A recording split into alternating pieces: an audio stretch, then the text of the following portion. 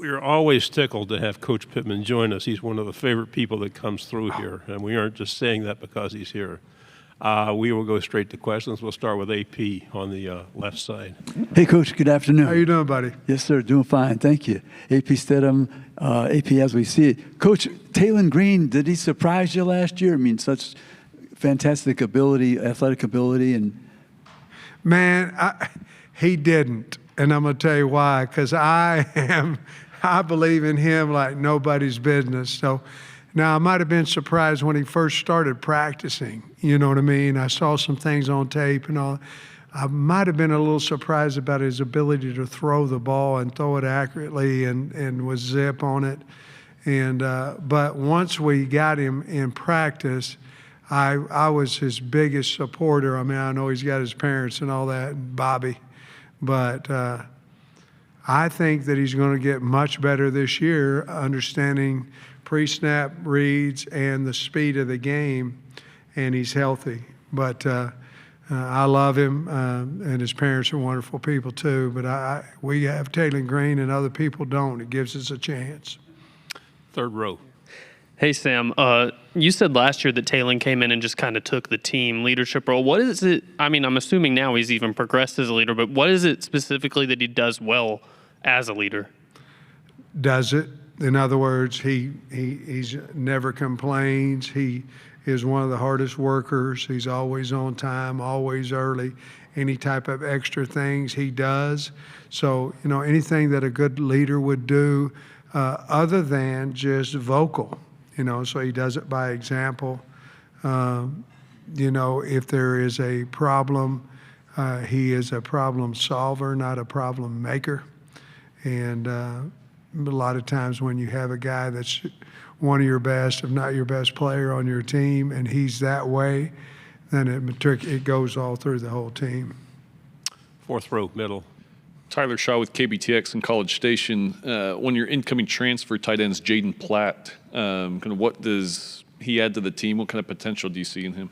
Yeah, I see a lot in him. I think he gives us an opportunity to get into 12 personnel a little bit more too. We didn't have that other big tight end, you know, that we need. He obviously can catch the football just like Posky can too. Jaden was a little hurt some during the spring, but he's, as you know, he's very, very talented, and I think he gives us an opportunity for him to be an every down player. You know, in other words, he can play when we're going to run, when we're going to pass, and then we have, you know, Posca is the same way, and then of course Rohan Jones, which is more of a guy who can take the top off of the defense. I like him. Sorry. Back row in the middle, please. Hi, Coach. Who would you say have the liveliest personalities on the team that you look forward to have a good laugh or to bring the energy up? Campbell. I mean, Campbell is the best impersonator. I mean, he can impersonate people. He has an overflowing personality. So he would be the first guy by far. Left side, back row. Dan Peck, ESPN 106.7 in Auburn. Hi, Coach.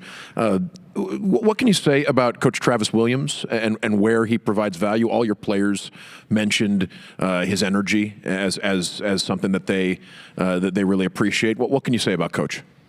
You know, I think he's a good person. He's very knowledgeable, and he's getting better each year that he's in the league of calling the defense. But I think, to me, when I think of Travis, I think of a Christian man, a humble man, a great recruiter, a guy that can relate to his kids, not only relate, but he wants them to grow as men. Just a really good person that happens to be a really good football coach. But I think those intangibles help make him that as well, like any good coach. You know, they have a quality about him or qualities about him. And that's him. I think he's getting more comfortable with his staff and being the leader of that room.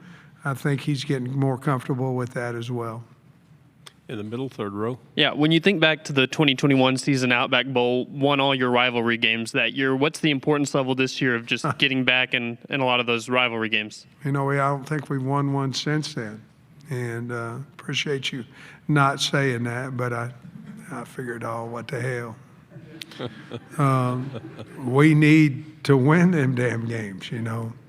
And I don't know exactly what's going to go on down with A&M because that trophy came from the Dallas rivalry, if I'm correct. And so I don't know if that will continue. From what I understood last year, that trophy was going to stay with whomever won the game last year. And obviously A&M won it, but I think it's important. I think it's important for us. I think it's important for the fans. And we've got a place for them. We just need to get them back. Middle, fourth row. Coach, kind of going off those lines, how much are you looking forward to that Southwest Classic, kind of the first one back on campus being at, in Fayetteville this year? You know, in 2013, Johnny Manziel is running all over the world on us. And that was the last time we played at home. So it's been a long time for the fans. And, I can remember in COVID, we were supposed to play A&M in Dallas. And in Dallas, they decided they didn't want to play the game in there because it was COVID. So, there are two places you can play the game, in Fayetteville or in College Station. Well, I'll be damned. We went to College Station, and it was COVID, and of course you're supposed to have 20% of your. So their stadium must have set 500,000 because there was about 70,000 in there. And so we went over there, and I'm looking around, is this a 500,000 stadium? I know it's big, but there's 65,000 people. And but it'll be nice to get them at home for our fans, and I'm sure they'll enjoy the rivalry as well. I think it will uplift the rivalry a little bit if we can get on each other's campuses, and we have a lot of respect for A&M. Left side, third row, and then pass it to your left. Christy Freud, USA Today. What makes Talon Green different from other quarterbacks that you've had, maybe, and how does he fit what a quarterback's supposed to be in the modern era of football? Well, he's 6'6", so that's different than every quarterback that I've had. He's fast. Now, we've had some fast ones, but most of those guys, most of the fast quarterbacks are not guys that can't throw. They're are not SEC type throwing. So he can do all those things. He's very, very smart. And so I think that's what going to make him. I think he's going to have a really special year. I think we're better around him. But to answer your question, he's tall, he's fast, he's got a strong arm, and he's smart. And now a year in our league, I think he'll understand the speed and the pre-snap reads. And I think that we've got enough around him where he could have a special year. VP. Coach, did you help schedule that Notre Dame game? And do you have any extra tickets? You've probably been asked that, right? Yeah. Well, no on the tickets. I'm sorry. No, I haven't been asked except for maybe 2,000 or 3,000 times about do I have tickets. People I haven't heard of for a long time. I'll be dang. And did I help schedule that? No. We were supposed to play Notre Dame my very first year as a head coach when we had the 10-game SEC schedule. And of course, I had just left Georgia, and we replaced Notre Dame with Georgia. And I'm like, oh, okay. And so we were supposed to go out to Notre Dame that year.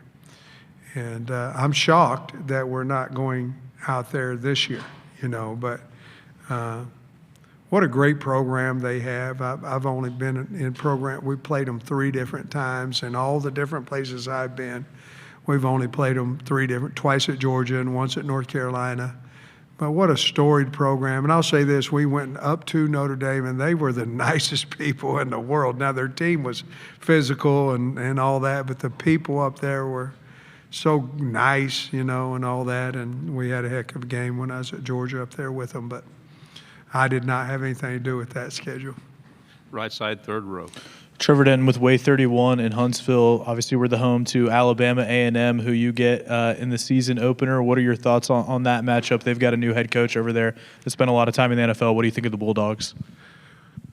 I think they've got speed. They've got some talent. I thought they got better as the year went on. I did. I mean, they end up 6-6, I believe, and you know, we only really had one common opponent. I think was Arkansas Pine Bluff, and they beat Pine Bluff pretty good, you know, but they play hard and they've got talent, and so we're interested to see what we're going to get when they come up there. But we know we're going to get their best and have a lot of respect for their program. Right side, fourth row. Coach Davis Baker, WSFA in Montgomery. You've got two of our local area guys now in Cam Shanks transferring from UAB and KJ Jackson, who's backup quarterback. What have you seen from them? And for Cam especially, how much of an impact can he have on this offense this year? I think he'll have a lot. I mean, I really like him. If you ask me about our receivers, the first two guys that would, and not that everybody's not coming into mind, but first two guys I'm going to think of is Sharp and Shanks. Those two slots, you know, Sharp and Shanks. And because we're using them in a lot of different ways too.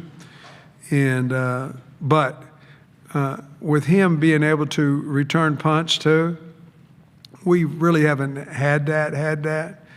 I think there's a lot of value there. KJ Jackson is our quarterback of the future. I mean, he is. We believe in him.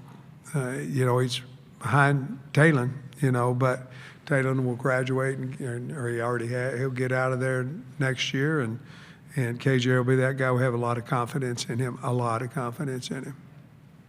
Final question on the end and the back. Coach, it's been a bit of an unusual series with Auburn. The road team has won 4 straight again in the Auburn-Arkansas series. What did it mean for last year's team to pick up the win early in the season at Jordan-Hare, and just your familiarity with Coach Freeze and the program he's got at Auburn? Well, I like Coach Freeze. I mean, I do, and I think he's a good man. I think he's trying to build the program the way he believes he can build it, you know, through high school recruiting, and this is probably his year that all that will pay off for him, you know.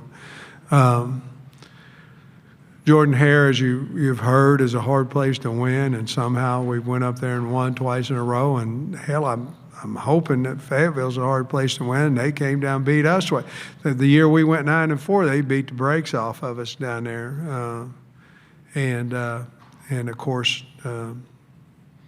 The last time they came in there, they embarrassed us, you know, at home. So we'll see. We might tell them we're in Jordan-Hare or something. I don't know what we're going to tell our kids, but we need to play better. I know that. But we have a lot of respect. Auburn's Auburn now. They're tradition rich and good program and good players.